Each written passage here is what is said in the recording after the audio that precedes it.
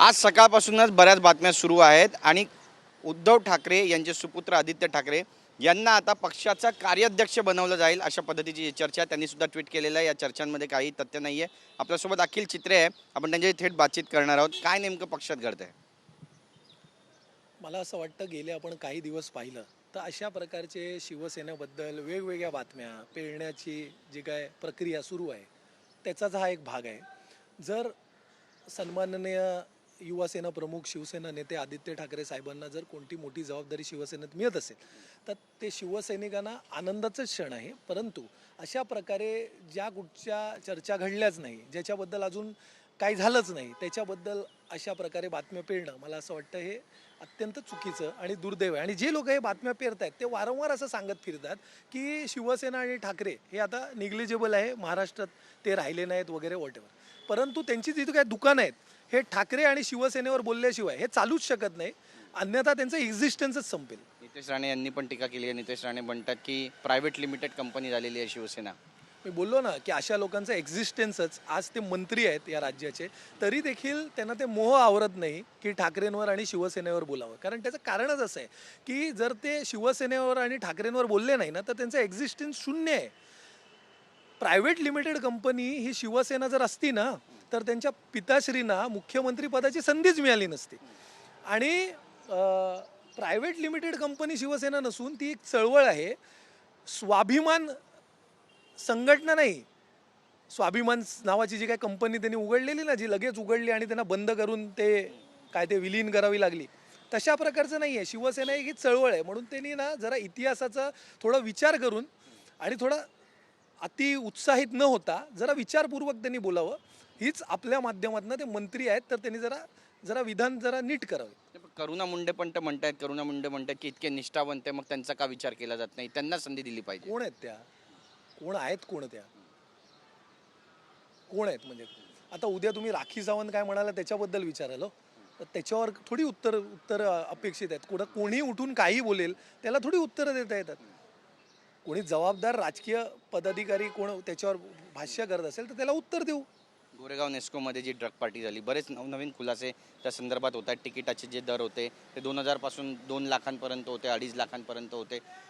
कशा पद्धतीने याकडे पाहता? एक वेगळाच पायंडा जो आहे तो मुंबईमध्ये पॉप कल्चरमध्ये, मुंबईच्या एलिट क्लास सर्कलमध्ये आता पडला असं म्हणावं का? आणि तरुणाई धोक्यात आहे कारण 2 जणांचा मृत्यू झाला। 9x9 नावाचा इव्हेंट, रेव पार्टी ही मुंबईत होते। मुंबईसारख्या गोरेगाव इथल्या प्रमुख भागात तिकडे होते नेस्को सेंटरला। मुंबई पोलीस सारखी एक सक्षम यंत्रणा काय करत होती? त्यांना परवानगी कशी काय मिळाली? आपण जर त्या 9x9च्या सगळ्या बातम्या आल्यानंतर मी चेक केलं, त्यांच्या पेजवर जर गेला इन्स्टाच्या, ते क्लिअर अशा प्रकारच्या कमर्शियल रेव पार्ट्याच करत आलेले आहे 2022-23 पासून। तर कोणत्याही प्रकारचा पूर्व इतिहास न तपासता अशा प्रकारे मुंबई पोलिसांनी परवानगी कशी काय दिली? त्यांचे जे काय मुंबई पोलिसांची यंत्रणा असते, मिल स्पेशल असतात, अजून काहीतरी त्यांचे CID वगैरे जे काही असतं, सगळे आमच्या राजकीय कार्यक्रमात आणि आमच्या जे सांस्कृतिक कार्यक्रमात तर येत असतात, किती लोक येणार, काय येणार, व्यवस्था काय आहे, मग तिकडे सिव्हिल ड्रेसमध्ये त्यांचे सगळे लोक असतात। मला असं वाटतं की या कार्यक्रमाच्या वेळी ते कुठे होते? गृह विभागाने ह्याच्याबद्दल उत्तर देणं गरजेचं आहे। अशाच प्रकारची एक दारू पार्टी ही तुम्हाला जर आठवत असेल तर ही इकडे बँडस्टँडला झाली होती। हां, ती किल्ल्यावरती झाली होती।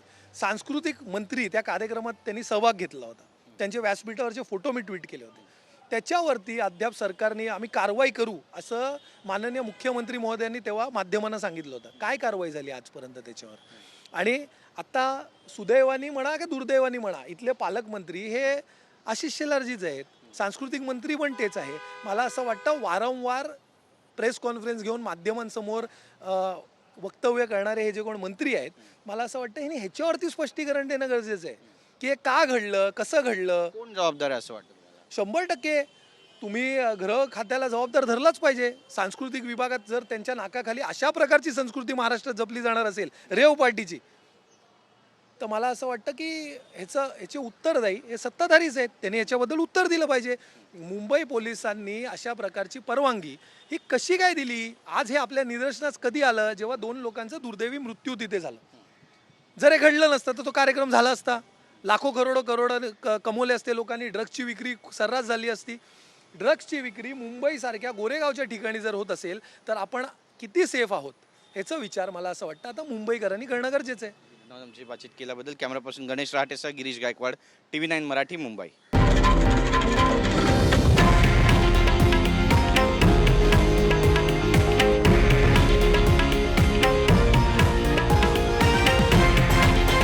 हे आहे देशातील नंबर 1 न्यूज नेटवर्क आणि आपण पाहत आहात TV9 मराठी, एकमेव.